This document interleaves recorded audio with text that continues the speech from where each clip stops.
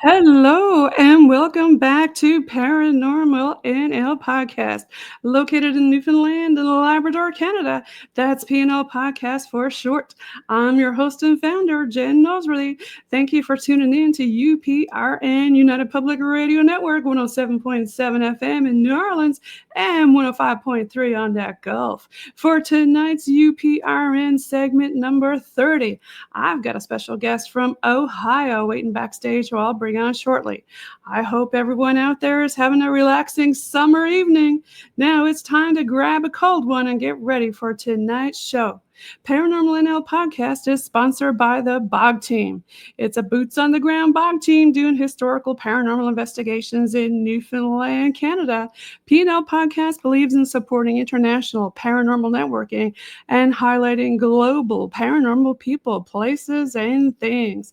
If you'd like to be a guest on my show or have a historical or a heritage building that you'd like investigated in Newfoundland, contact us at paranormal.nl.podcast@gmail.com and follow PNL Podcast on the link tree at Paranormal NL Podcast and the Bog Team. Now let's get on with the show. Tonight, I have all the way from Ohio, I've got Austin Lawrence. Welcome. Thank you. Thank you for having me. Austin, should I say welcome back? Now, to the folks who are on UPRN, you might not know, but on I think you were on season 2. Yes, episode 105 on Paranormal NL Podcast, the last time I had you on. Yeah, absolutely. It's an honor to be back.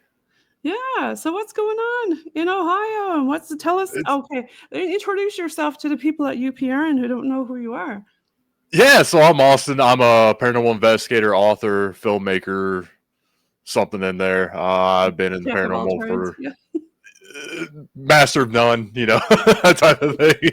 But I've been in the paranormal for 10, 15 years now, so it's kind of been my passion. Yeah, you do it all. You got a lot of stuff going on. Tell us about your new stuff that you got going on, Austin. Yeah, so I've been working for about the past year on the first season of my new show, The Dead Chronicles. I've done some paranormal shows in the past, but this time it's me, and that's it. So it's been kind of some growing pains trying to get everything nailed down, but now that everything's nailed down, I'm starting filming for season 2 next month. So oh wow, I can't wait. So you already got season 1 nailed down?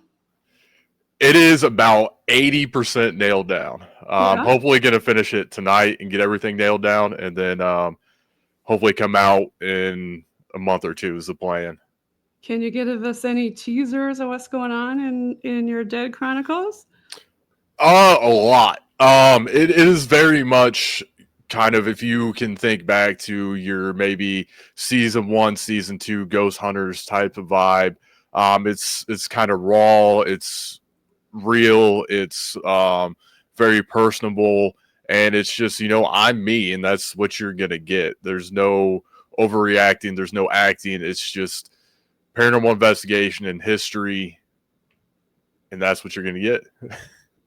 Now, you stay overnight, right? You don't just go in during the day and look around, or how many days do you usually stay at the location? Yeah, I definitely stay overnight. For season 1, some of these places I've stayed like 5 or 6 nights, just to get everything done. Because like I said, it's just me. So to film interviews, to film talking heads, to investigate, to do all this stuff, B-roll, it takes a lot. But I found a way to kind of trim off the fat and make it a lot easier. So season 2, I don't have to pay, $4,000 or $5,000 just for a location for one episode because I'm broke. So, well, a lot goes into it. People don't realize how much goes into production and all the equipment and like you said, even just the background of getting the history off of the place, right? Yeah, there's a lot of research and work that goes into it. Even people don't realize, just like reviewing stuff. Most episodes I have probably around 1,000 hours of video and audio to review before I can even start the episode. Wow. Yeah. And being one man and working a full-time job, it's It's rough. I can imagine. I mean, when you talk about production, you really got to sift through it. You got to get the EVPs and get all, the stuff lined up. And you're hoping it's going to line up with some of the history and what some of Hmm. the people are saying is there, right? And did you have most of your stuff line up, or did you have any big surprises while you were doing some filming? So there were some big surprises throughout the process. The final episode is going to be the big surprise. And that's just a wild story. I don't know if we want to get into it, but I'm more than willing to. But a lot of stuff does line up too, and that's always really cool to see that you're talking with someone who lived there, who experienced this history, and you get firsthand accounts from someone who's lived these things, you know? Did you want to talk a little bit about any of it, or without, divulging too much for your season coming out? Yeah, absolutely. So I had 5 locations this first season. The first one there being the Nike missile base in Oxford, Ohio. That was a really cool place to be able to go into a military base. It's the Nice. first time I've ever been able to do that, and that was a crazy experience. And the other locations were in Indiana, and it ends with the episode that inspired the entire series. Um, the reason why the Dead Chronicles exists is because of the Randolph County Asylum. And the Randolph County Asylum has a really well-known person who lived there named Ida Gunkel. And she had a very rough go out there. She started to lose her sanity because of the disease she had. And so they would lock her up in the basement because the Randolph County Infirmary was a working farm on a highway. And it's not good when she would wander out at night into a farm field or into a highway. Okay. So, Yeah. yeah, so they decided the best thing that they could do was lock her up in the basement during nighttime, and daytime just let her out. Gosh. Well, one night she just had enough and she ended up taking her life down in the basement. And since then, there's been people who go down there and they treat her differently. They treat her as this crazy woman. And, once you start with crazy woman down there, then all of a sudden, now she's attacking people. Now she's, all these things. It's like the game of telephone, and all of a sudden we don't have a depiction of who this woman was in life. And it really bothered me, especially when people go down there and ask her questions like, well, how did it feel when you died? If she's down there, having her relive the worst moments of her life. Yeah. I've had a lot of investigators talk about that and how they don't like to be, I guess you would say, circus people, like, do this, Mm-hmm. touch that, tell me about this. They get sick of the same questions, right? I mean, they want to talk to you as a normal person, and I think they respond more to when you're totally off guard and you're doing something or talking to somebody about something completely different. They Right. seem to respond more, right? Yeah, yeah. It's because that's probably one of the few like human interactions that they get, right? Because everything Yeah. else seems so kind of scripted because we have these questions on a sheet that every investigator has to ask. Right. And once you kind of get off that script and you're like, hey, you're just a person. I can't see you, but you're just a person. Then you start to get more activity. But so the show was modeled off of her, and the Dead Chronicles being the stories about her that had died off and been replaced by these new stories.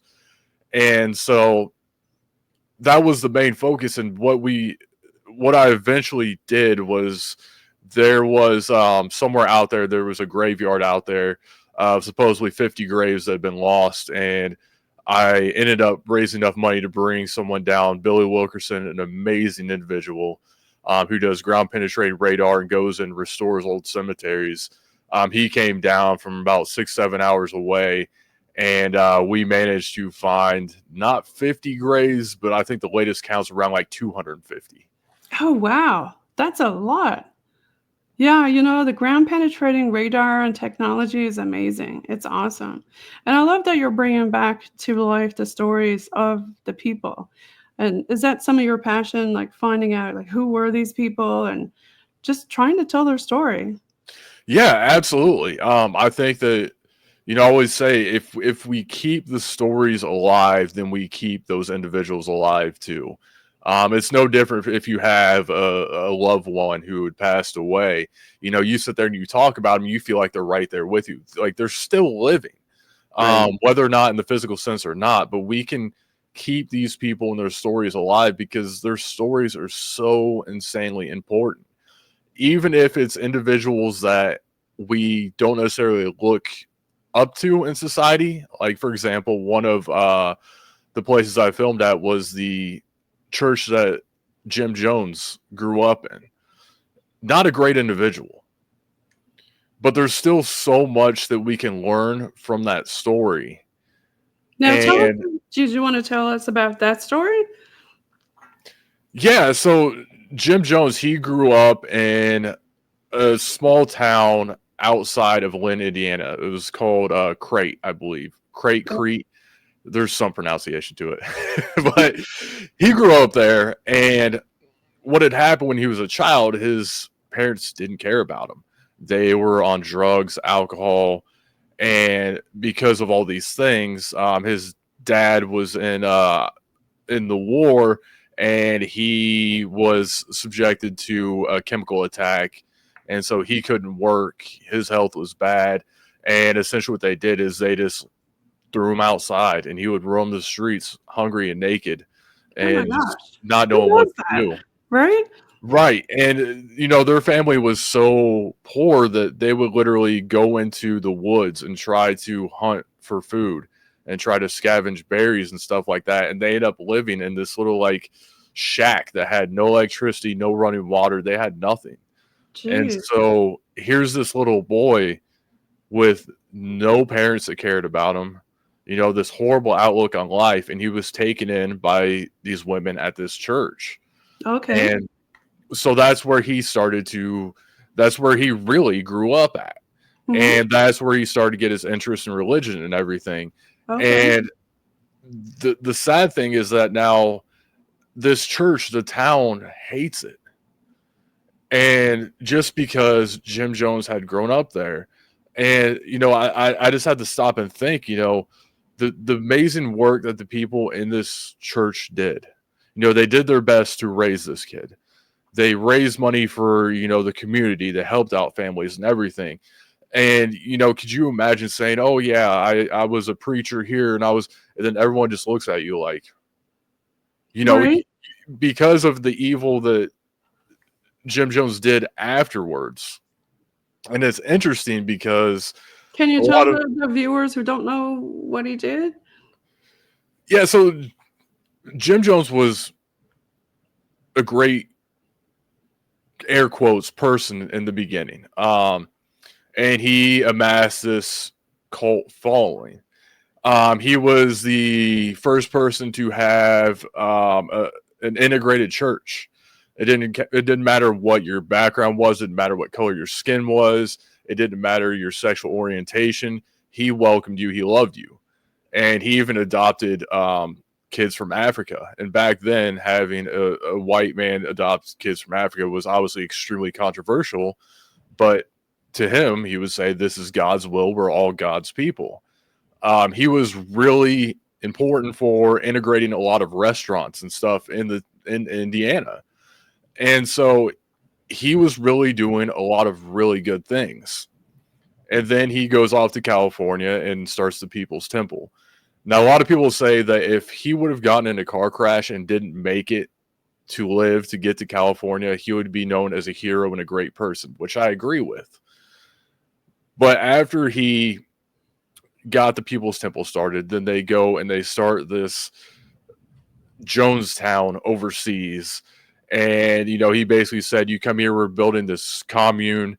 You just sell all of your stuff. We're going to get away from the evil in the world that's, existent. We're going to cut ties with all of it. And we're going to live a good, godly life. And I think a lot of the issue came from not only his narcissism, but his rampant drug usage at this point. He started to kind of lose his mind. And they would start holding these white nights where they would go through the motions of this mass suicide. Because he said at one point in time, these people are not going to like our ways and they're going to come after us. And it just kind of became routine to them until the point where it actually happened. And we're talking about thousands of bodies now at this point. We're talking about babies that mothers would give this poison to. Gosh, that's not good. Yeah, and it's such a crazy story. And a lot of people say, well, I don't see how people could do that. And when you talk to people who had been in cults, they always say, we don't join cults. We join a place to belong, and then it ends up becoming a cult. And some people kind of say it's like we all know someone who's in an abusive relationship. We don't know why they stay, but they stay. And it's kind of the same thing. So like these stories are so important to get out there because of that.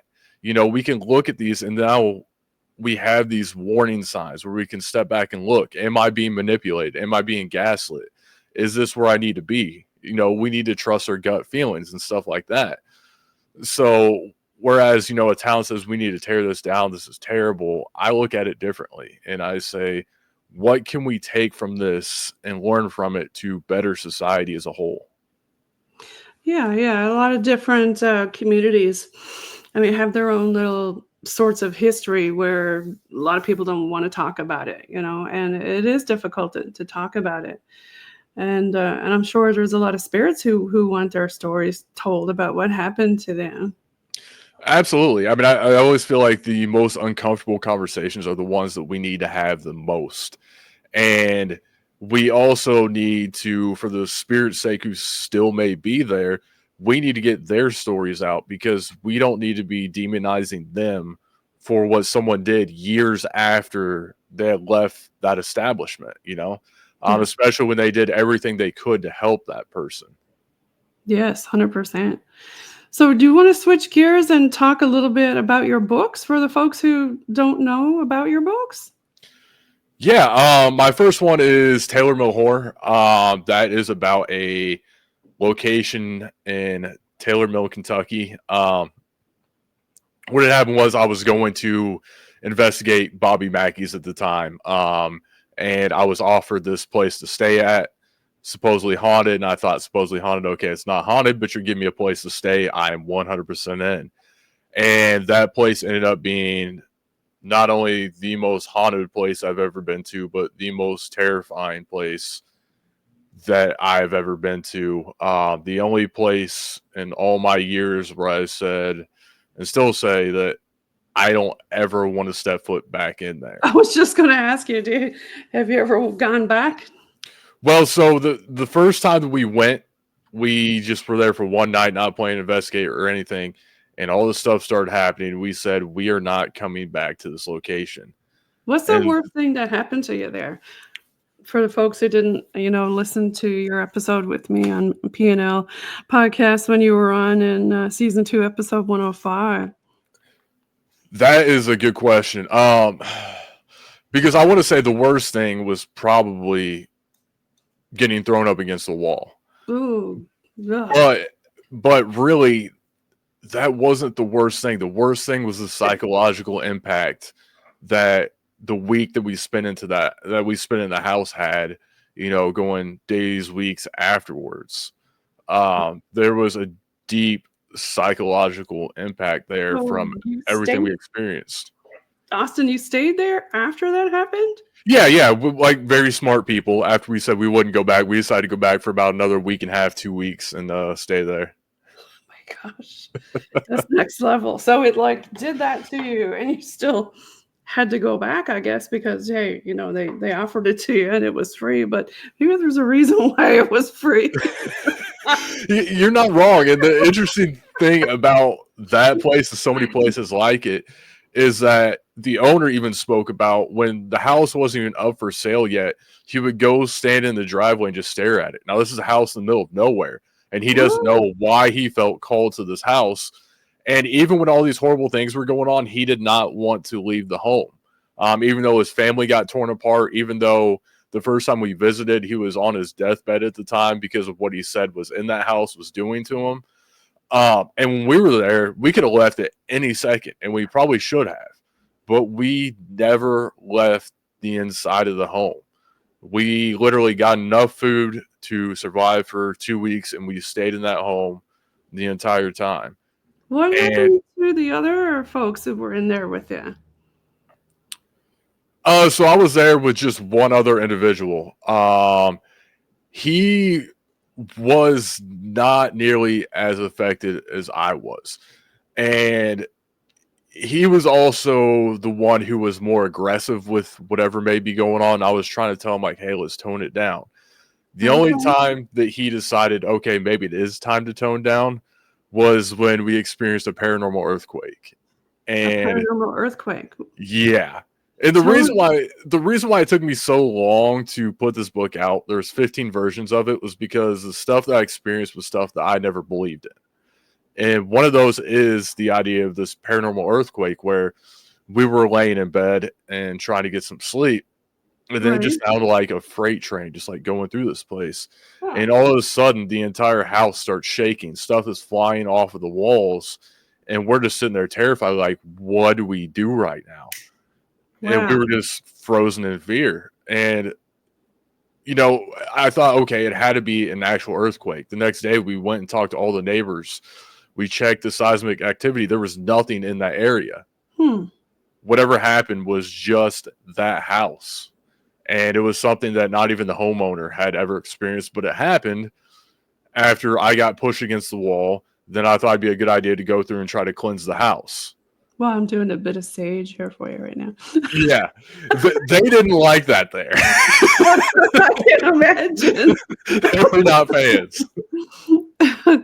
My gosh. Yeah, that must have felt horrible. And then afterwards, I guess you had a lot of nightmares and stuff, or did you just tell it, hey, stop and put it in its place? Or there was no stopping it after that.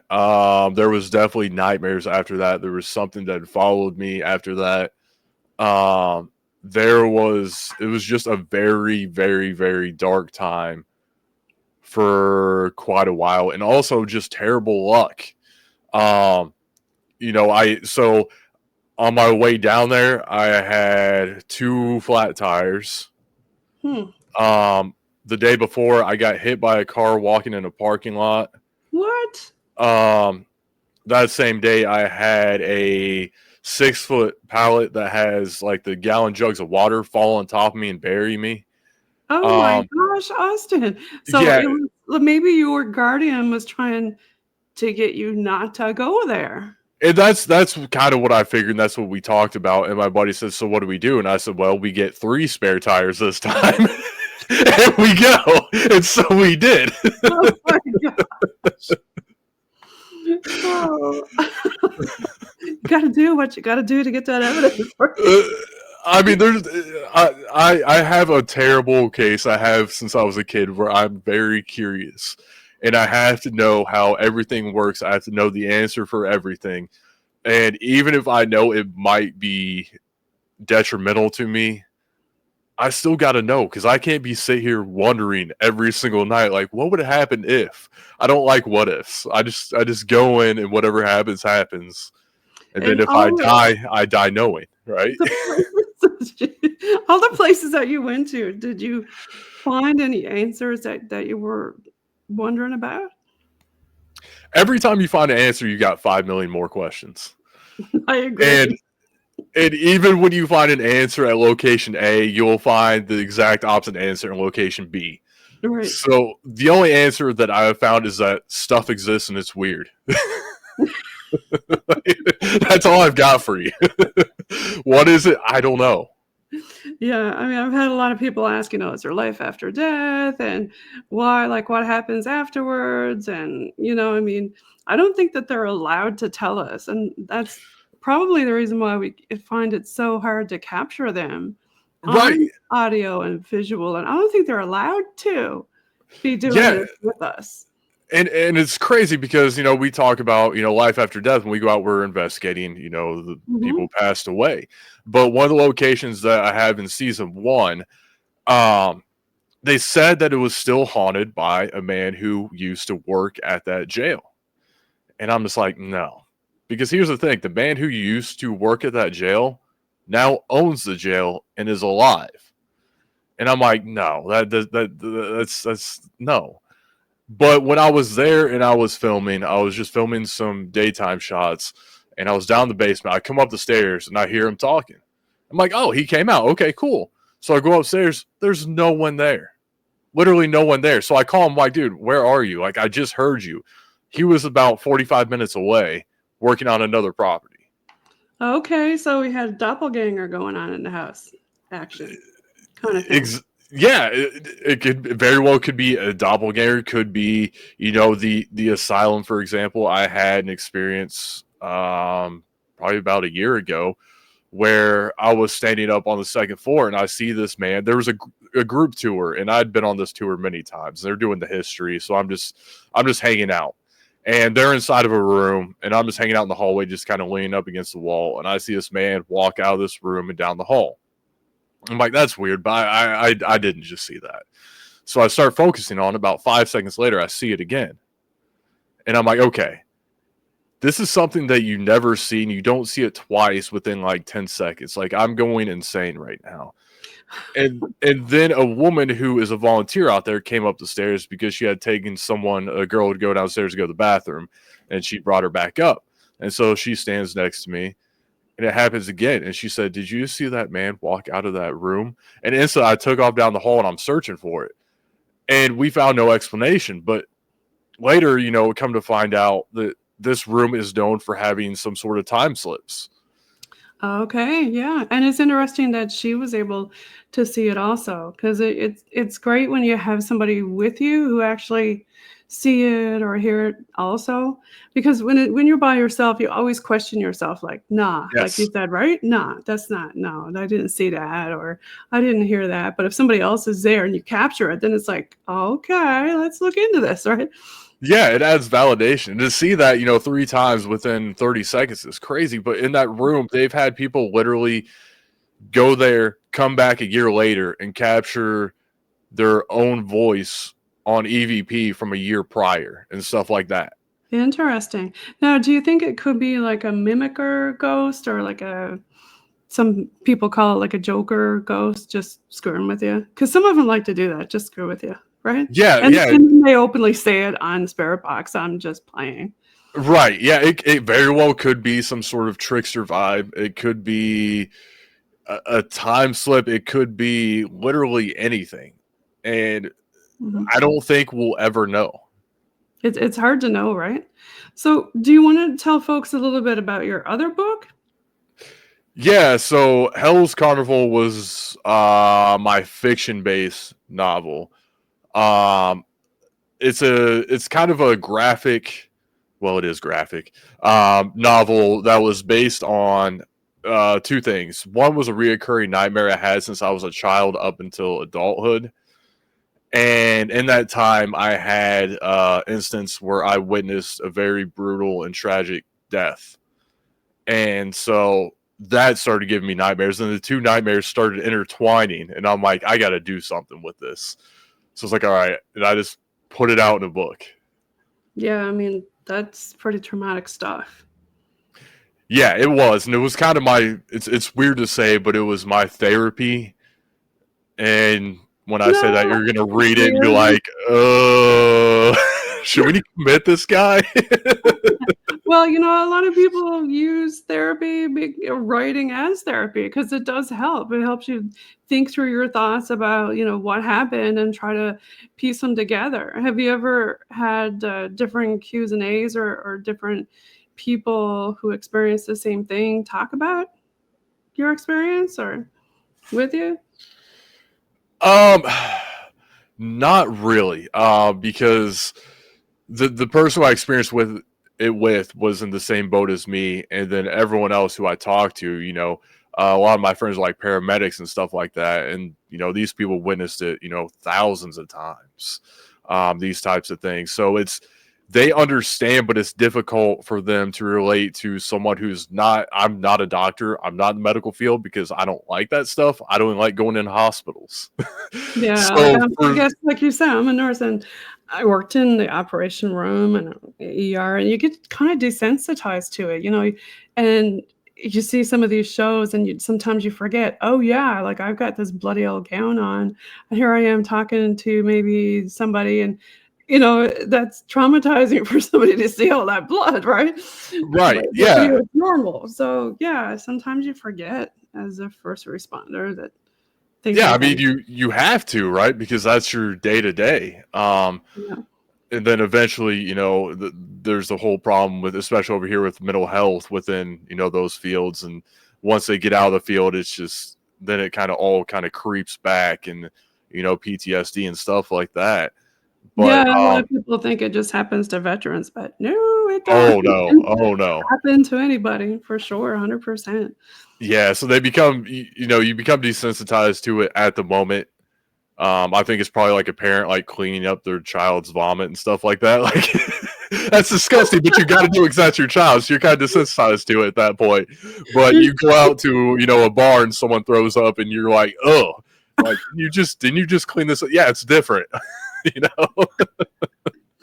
Oh my gosh. So do you have anything on your bucket list or a place that you haven't been yet that you want to investigate or go to or see, or maybe in one of your other seasons? Oh man, in one of my seasons, well, I mean, my dream since I was a child has always been to go to Chernobyl. So Oh. that is still my all-time 100% bucket list location. As far as the seasons to come, I'm not really sure. I like to find the places that are not are not as well known, because some of these places have been done over and over again, and they Right. deserve it. Like Waverly Hills, that place is amazing. I would go there a million times over. But I feel like those people have had their time to have their stories be told. So I like to try to find these other places that I don't even know about right now. In fact, the first place I'm filming at next month, it's absolutely insane. And it's not known. And the fact that a place like this even exists blows my absolute mind. How long did And you stay in that place? so I'm gonna be staying 2 nights. 2 nights. Everything this season I'm gonna try to do in 1 to 2 nights. Hopefully that's the plan. Because Do you like I find the said, longer you stay there, the more they're apt at chatting with you or responding to you or hanging out with you, shall we say? well, I think that really kind of depends. For me, pretty much anywhere that I go, for some reason, Mark Elliott Fults, who I know you talk to, Yeah, shout um, out to Mark. Mark Mark is absolutely phenomenal. Him and Cynn. and Cynn Shrader Hill. Yeah, they were both on several seasons, and Yeah. had Cynn on season 3, episode 19, season 2, episode 61, season 2, episode 102. I gotta give them shout outs. Oh, absolutely. Mark Elliott Fults, he was on season 2, episode 112, season 3, episode 19. And then again, we have Eric Freeman Sims. He was on season 2, episode 55, and season 3, episode 28. So check out Mark, Cynn, and Eric. Absolutely. But they're phenomenal people have been trying to kind of like help me understand. Mark says I'm on a certain vibration to where they feel more apt to come out and talk and stuff. I don't understand. I don't know. Mark does his Mark thing, and I just say, okay, Mark. But so for me, it's really, if I go into a location, I'm probably going to get activity. So much to the point where years ago, I quit the paranormal completely for about a year because I thought I was doing something wrong, because I would go somewhere and I'd get too much evidence. And the stuff that I throw out is stuff that you would probably see on TV. Like, I'm so particular about what I put out there. But So then do I you started to find like the realize, more you look into a place or the more you look into the paranormal, the more it looks back at you? yes, yes. I 100% agree with you there. And as I continue on, I start to have more stuff kind of happen in my world. And it starts coming to you as opposed to you going to it. Even locations, Yeah, like it you'll knows, have, right? yeah, it's almost like it's calling to you. You'll have an experience and you're like, what is that? And then you'll realize it was related to a location. One interesting thing that I'll talk about, this is actually for season 2, one of the locations, but there was an incident where Mark tells me, he said, hey, you need to ask the owner of this place about this ring. And he described this ring. And I called her. I was like, hey, what's up with this ring? She was like, I have no idea what he's talking about. I was like, oh, okay. And so the day that we go there to film, she's getting ready. And from behind her mirror falls this ring that she had never seen before. That is exactly how Mark described it. Really? And she is freaking out. He described the ring. Absolutely. And she had never seen it. And he said it, it was down in the basement of this location. It was down in the mud. And she said I tried cleaning it and cleaning it and cleaning it. It took her like 5 or 6 times through her jewelry cleaner to get it clean. And I was like, Mark, what was that about? And he said, well, that's the location letting you know that, what I'm telling you is real and that this woman down there does exist. That was her sign to me to you through me to show you that this is what's going on there. So there's even things like that are so interesting and make my brain hurt. And I tell Mark all the time I hate him for it, but I love him at the same time. It is interesting when it looks back at you, isn't it? Yeah, it really is. Yeah, it knows who you are. How do you feel about that, though? Does that freak you out? It kind of used to. There's one location in Ohio that I love more than anything, and that is Prospect Place Mansion. I haven't been there in a while, but it was built to be part of the Underground Railroad. So much history there is phenomenal. But so I'd been there like 40 sometimes. I spent the night. I think the last time I went there was like night 45, and that was about a year or two ago. Because I used to rent the place out for like a week and just live there for a week because I loved it so much. Okay. And the last time that I went prior to this was probably about 2 years before. And so we're upstairs doing an Estes method, and all of a sudden the guy who was under starts talking about these things that lined up to the things that I experienced 2 years prior, down to, I remember we bought this pizza from this pizza place. We thought it was a good idea. We're like, just throw everything on it. And this pizza man shows up, and that pizza was like $48 for a medium pizza. And like, you gotta be kidding us. And all of a sudden, during this Estes method, he starts talking about this pizza and how expensive it was. And I'm like, you literally remember the stuff that happened to me years prior.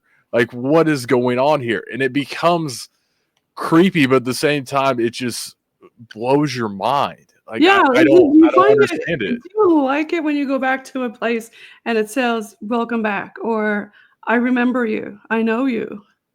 Yeah, now it's become very more kind of comforting, especially at the asylum. After everything we did there, finding the graves and spending so much time there, I'm there all the time. I get that welcome every time I come back, so much to the point where I'm starting to see the apparitions of some of these people that other people have not seen. Okay. And it is so you feel like they're starting to trust you more, kind of thing? Absolutely. And now it's like you have become part of the family. Yeah, yeah. I mean, if you stay there long enough, like, I mean, you've been there like a whole week. So you find that the longer you stay there, the more comfortable they are, hey? Yeah, I think that's definitely the case in many circumstances. If you stay there long enough, you become part of their group. And it's undescribable how that feels. When they have, thousands of people coming through those doors every single year, and for them to kind of make you a part of their family, of their group, to accept you in, to start showing you things that no one else gets to experience, to seeing these apparitions, to, walking in here and someone say hello to you when there's no one there. Mm-hmm. It But is at so the same indescribable. time, do you get freaked out thinking, okay, you're opening yourself up to all this stuff, but could it be something else you're opening yourself up to? No, I really don't. And I get told by Mark and by so many other people, you need to take precautions, you need to do this, you need to do that. And I don't want to, because even if there's something there that is bad, I want to experience it, because if I can experience it, then I understand. And if you come to me and you say, "Oh, I had this happen," I'm like, "Oh, okay." It'd go back to kind of like what we were talking about earlier with, experience a tragic death and talking to someone who's, I can't understand what you went through. So Right. I've got nothing for you other than saying, "Oh, okay, that's crazy." So I want to be able to experience anything and everything, and I'm open to experiencing anything. Maybe not possession. This sounds a little extreme. Let's not go that far. But anything else, I'm open to. There's one place where Mark said, if you go in there, you'll probably get punched in the face, and pretty soon I'm going to go in there, and I hope it happens, because there is a man who works out there who had been punched in the face by this unknown entity to where his entire face was black and blue. Oh, And I God. believe him. I 1,000,000% believe this man. And I, as crazy as it sounds, I want to experience that, because I don't even understand it. Like, how does that even happen? Yeah, like the time when you got, the ghost really messed you around. What did you say to it when it did that to you? Did you come back and say, "Hey, man, like hands off"? I mean, it's just kind of, at that point, it's just kind of a mutual respect thing. Like, because what a lot of people don't understand, especially investigators, is they go in asking for these things, especially when they go in and provoke, they go in asking for these things. Or when they go in just trying to communicate, they ask for these things. And then a lot of them will just run out. And it's like, this is what you asked for. Mm-hmm. Like, you wanted this. So Yep. how are you going to react that way? How are you going to be? And that's one thing that really messed with me when a couple years ago, when I was filming for a different project, we went to a hotel that had never really been investigated before. And one of these rooms, they said, is supposedly really haunted, and people would check out all the time. They were afraid to stay in there. And so we're in there investigating, and I said, we're not going to run out on you. We really want to hear your story.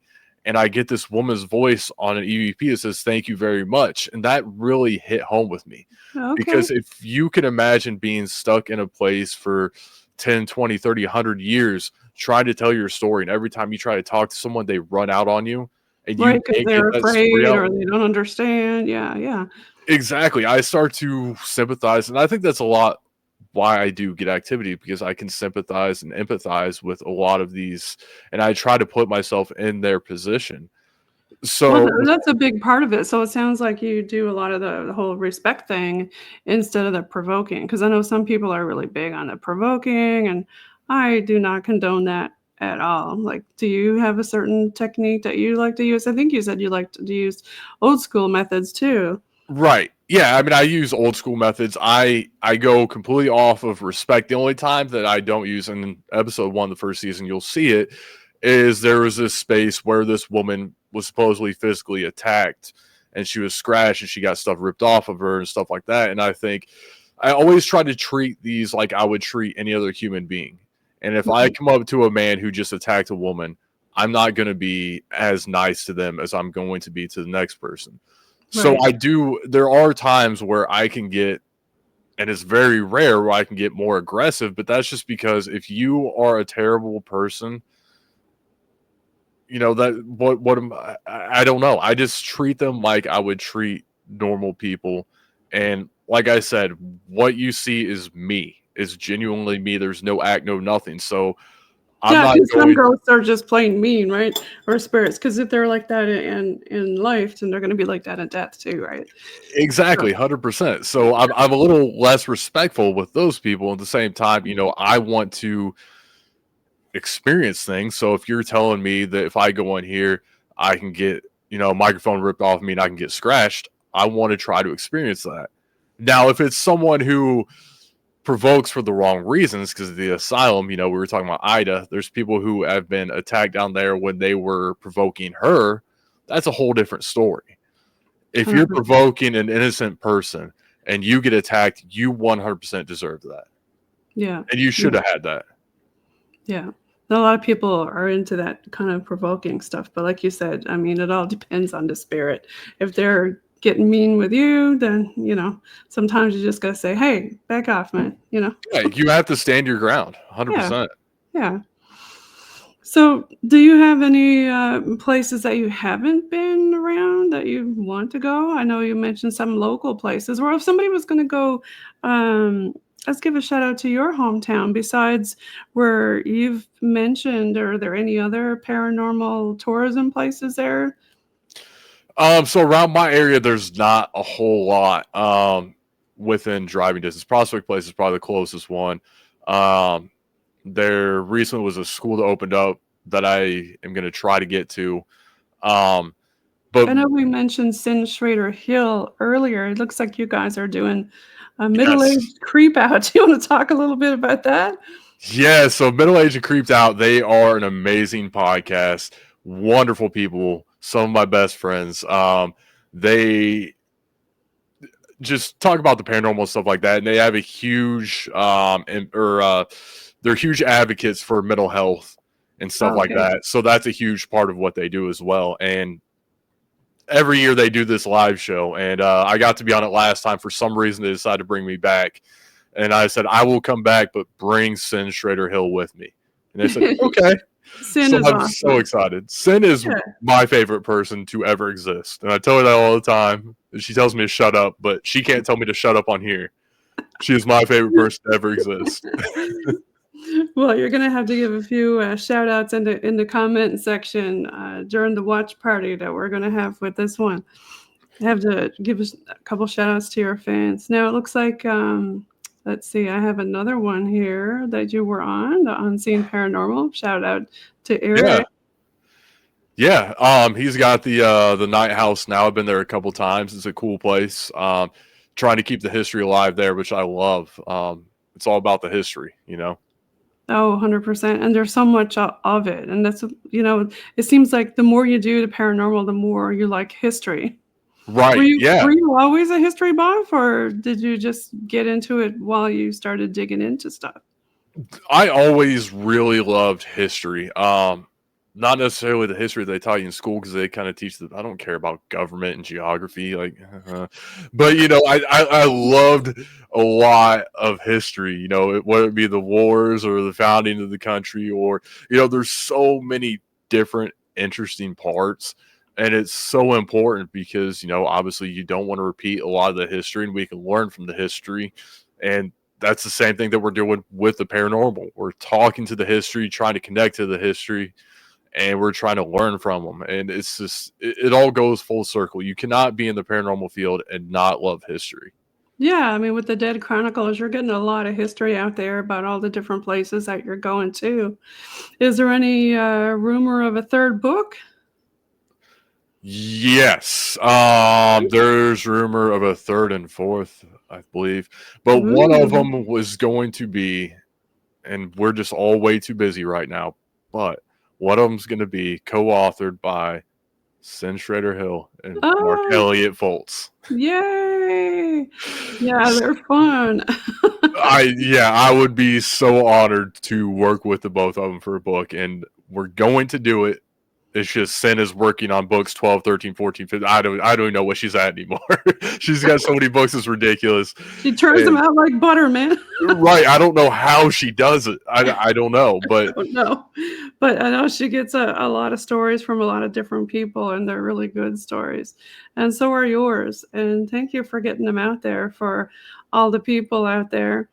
Is there anything else that you can think of that you want to talk about in relation to the Dead Chronicles, about how you do your investigation? I know we touched on it a little bit, and I asked to think about what's your favorite style. Like you had mentioned old school, like do you use the dowsing rods and stuff like that, or do you like more of the equipment?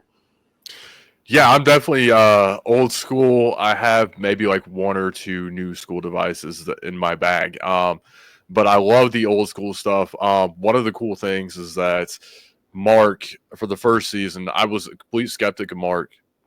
You know, I'd never believed in psychic mediums. He really proved himself to me. And he would do these remotes where I would walk through the location and he would read it and he would give me names and stuff like that. And they were always spot on.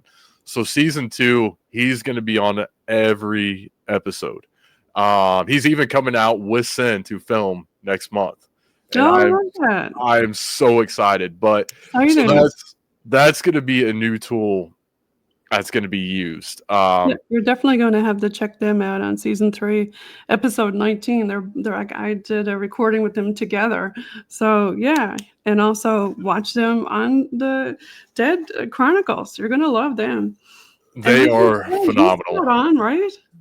What's that? Like you said, Mark is spot on when it comes to like the remote stuff, right? It is ridiculous. Even going back to the side where I talk about finding the graves, there's a big long story behind all of it, but I reached out to him because I was so terrified because I had put up a lot of my own money and raised a lot of money and brought this guy, 6-7 hours one way to come try to find these graves. And like I said, we're talking about a huge, what used to be a massive poor farm, hundreds of acres. And there's supposedly this graveyard somewhere. And I'm freaking out. I'm like, what if we can't find this? What if I fail this? Everyone who has donated, I fail myself. I fail the spirits. I fail this man who drove this far. And so I'm having this panic attack nonstop for like a week up until the day he comes. And I said, Mark, help me out. And he said, sure. He comes back the next day, draws me a map. He says, here's your graves. I'm like, okay, Mark. I love that. The man shows up. He's like, do you have any idea? I said, look, I got this map that this psychic medium drew. Do whatever you want with it. He's like, all right, let's go check it out. We get to the spot. He's like, yep, here's your graves. Like, you got to be kidding me. You're like, how did you know? Right. And the story gets even more wild from that. But he has proven himself time and time and time again to where I can no longer be a skeptic of him as much as I want to. And even in the first season, I tried him because he said, don't tell me anything about the location you're visiting. I don't want to know what they are, what state, what city. I don't want to know anything. So weeks prior, and I told him about this afterwards, and he laughed about it. Weeks prior to the first investigation, I start posting this stuff on Facebook because we were Facebook friends about this location I'm going to, I'm visiting, I'm posting all this stuff, some history, some stories. I was never going to that location. I just wanted to see if Mark would start giving me information from what he saw me post. So I'm acting like I'm going to this location. I'm not going to this location. So you put a false flag out to see if he would. He did not bite at all. Okay. At all. That's good to know, right? Right. Say, oh, they're just going to go on social and find this and that. But exactly. That's what I thought because we've seen it so many times. He would not bite. And I was like, okay, Mark. Okay. Yeah, you got to follow Mark Elliott Fults, folks. He is the real deal. He is the realest deal I've ever met. Yeah, awesome. And what's the picture in the background that you have behind yourself? Yeah, so that's actually Prospect Place Mansion. I didn't get to film there yet, unfortunately. I'm going to try to. They are another place that's been an unfortunate side effect of kind of what we were talking about. They used to allow filming, but then they had a bunch of people come in and start naming it the Demon House. Oh. So all of a sudden we have this extremely important historical place that people have started to try to label the Demon House when there's nothing demonic there. There's nothing like that, but a bunch of YouTubers went in there and tried to label it that. Yeah, unfortunately that happens, right? That's too bad. So I understand why they started saying, okay, we're not going to allow filming here anymore because the history is more important than, your YouTube video. But I'm going to try to get a hold of them. I'm going to try to get back in there and hopefully film there one day because it has such an amazing story to tell. Yes, 100%. Now, when you go in there, when you use your video taping and stuff like that, do you bring in a bunch of stuff like static cams, X cams, and how many different cameras do you bring in?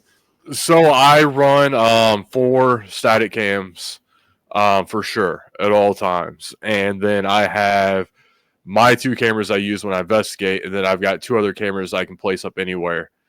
And then I have 2 tape recorders that I'll put out, and then 2 other audio recorders. So I'll carry one with me, and I might put the other one out. So I try to cover the places as much as I can for as long as I can, which is great until I get home and I'm like, why did I do that to myself? Well, I was just thinking post-production. OMG. Like, how long does it take you to go through all that stuff? Forever. You know? That's why I'm trying to cut it down to one night investigating for this season. Do you keep it running 24/7 or do you just yeah, okay. You never know what you're gonna miss. Exactly, because if a place is haunted, it's going to be haunted in the daytime too. So it don't matter if it's not, people wait, oh, the witching hour. No, if it's haunted, it's haunted. You go out in the daytime, you're going to catch something too, right? Absolutely. I've had plenty of experiences during the daytime, and season 1, you'll start to see there's one place in particular where I left the location, and then everything starts to go crazy. And I captured all kinds of insane stuff on all the cameras that if I would have not left them running overnight, I would have never known about. So after that, I'm like, I got to keep these going all the time.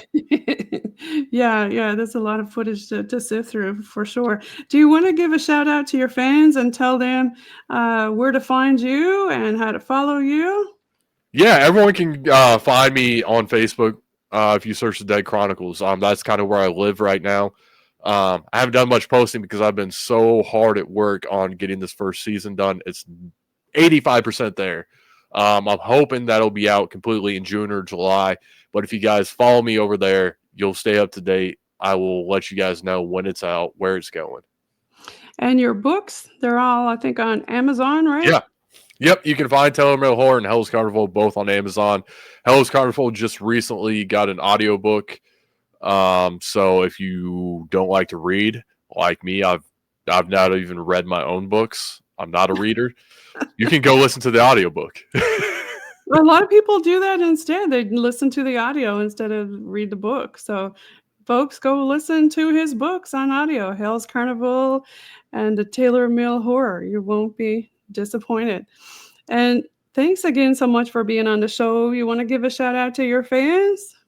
Oh, thanks for having me. I don't like the fans word. I don't have those. But I have people who enjoy what I do, and I love them to death right now. And I appreciate them. It's been a long, like I said, this has been 10, 15 years in the making, and there's people who've been watching my stuff since day one, and they're still here. And I appreciate those people so much, and the people who've helped me, especially this season. Part of the reason why it's taking so long, I got hacked and they erased all my hard drives. After I already had 2 episodes completely done. And to go back and try to recover that stuff, I recovered a lot of it, to have to refilm stuff. If it wasn't for these people who supported me and for these people in my circle, this would never happen. And I appreciate all of them more than they'll ever know. Yeah, for all the folks listening, always have a backup to the backup. I did, and that got erased too. So just have a backup to your backup that's not on your network. Take it completely offline. Listen to Austin. Yeah, we don't want that to happen to anybody's stuff. Oh gosh. Yeah. Well, can't wait to see the Dead Chronicles, and tell us where we can watch it and find it when it comes out.